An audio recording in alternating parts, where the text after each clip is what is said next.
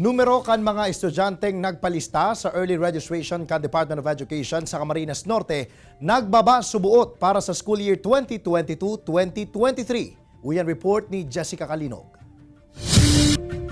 Nagbaba subuot ang numero kan mga enrollee sa elementarya asin sekundarya sa probinsya nin Camarines Norte para sa school year 2022 to 2023. Ini basado sa kinundosir na early registration kan Schools Division Office puun kan Marso 25 hasta Abril 30. Actually, yung enrollment natin sa early registration ay medyo mababa. Pero 100% participation ng ating mga paaralan. Basado sa datos kan DepEd Camarines Norte, sa kindergarten gikan sa 13,509 enrollment, nagabot sa naini sa 5,409 sa ngunyan. Sa grade 1 naman, gikan sa dating 14,994, sa ngunyan nasa 9,457 na sana. Sa incoming grade 7, dating nasa 12,337, alagad uminabot sa nangunyan sa 5,600.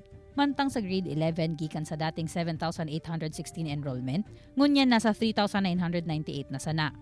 Sa presente, igwasubuot ni nasa kabilugang 47,656 na estudyanteng nagkaklase. Alagad para sa masunod na school year, nasa 24,464 enrollees na sana ini.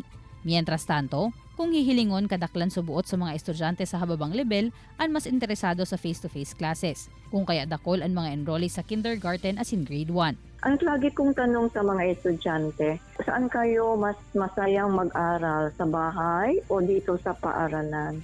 Ang sagot palagi, halos lahat ay sa paaralan.